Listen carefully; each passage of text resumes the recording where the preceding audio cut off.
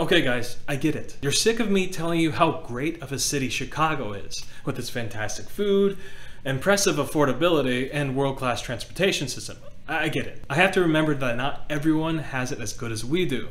That being said, I have a pretty serious list as to why Chicago really sucks to live in. So if you're thinking about relocating here, then don't go anywhere because we're diving into it right now.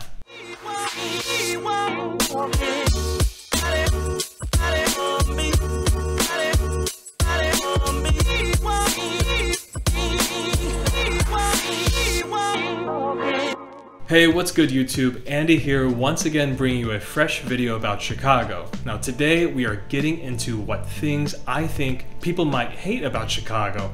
Some of these things will surprise you, and if you're a newcomer to this channel and you always want to catch the latest or be notified when I go on my live apartment tours, be sure to hit that subscribe button and ring the little bell so you never have to miss a thing. So we're gonna start with number one, the big one, weather. Now, Chicago winters are absolutely brutal here, and the cold weather seems to last way too long.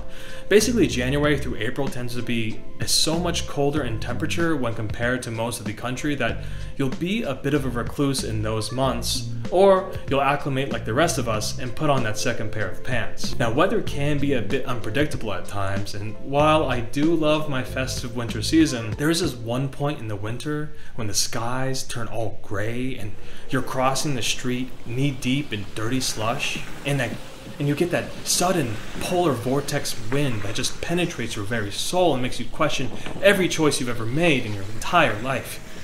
Speaking of seasonal depression, it's a pretty serious and underlooked issue here. When the weather gets cooler, the skies get gloomy, and day after day of that can really start to affect your mood. My solution? An entire pizza.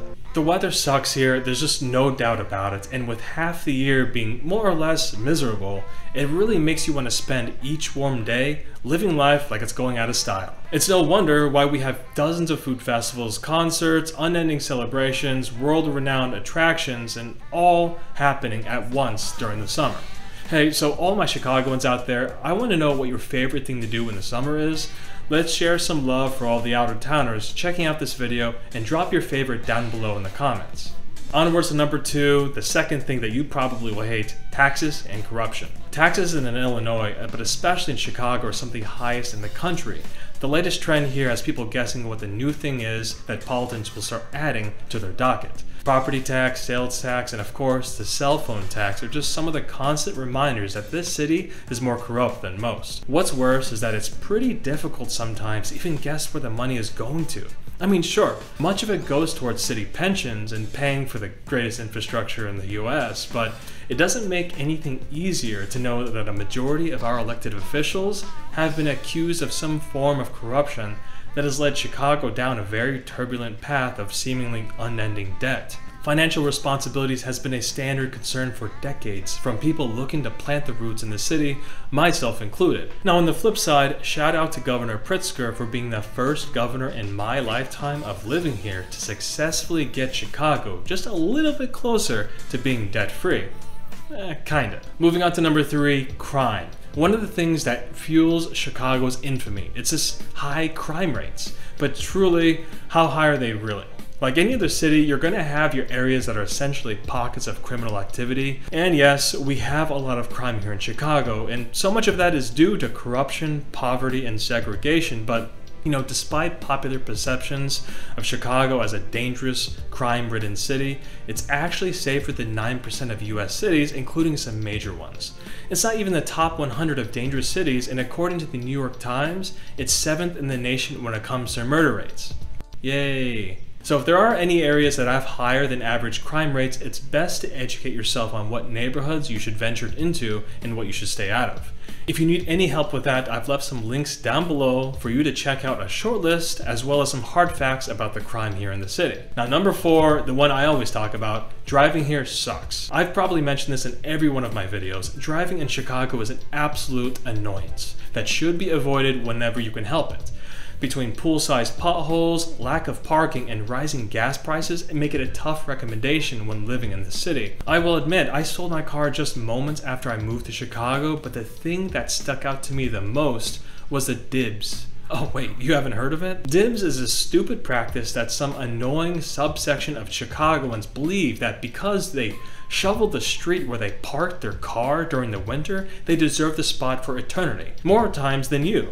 So sometimes they'll leave out chairs, I've seen garden gnomes, I've even seen a mattress once, and I let them have that one for sure. Using a car in Chicago is also one of the higher expenses you might have when living here.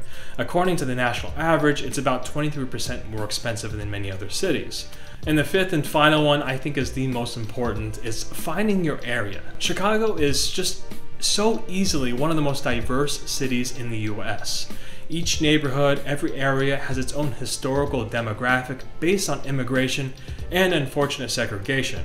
It was wild for me, a guy from a small town in Texas, to be neighbors with people from nationalities I was never exposed to back home. At one point, I was either neighbors or roommates with 5 different ethnicities, 6 if you include the Peruvian restaurant down below. Now, the fact is that everyone living in Chicago ends up carving a little piece of the city for themselves that they call home. And where they choose to live depends a lot on what they're looking for. The problem is that it's easy to get overwhelmed with finding that perfect place to live in. And most people new and fresh to the city end up leaving with a bad taste in their mouth because of it. So if you're thinking about moving to the city and you want a little bit of guidance on how to best make that happen, reach out to me and let's get to work. I've been getting calls from everyone here on YouTube every week, and I'm just so grateful for the opportunities to share my love for this city. So if you want to get started, be sure to find my link in the description below.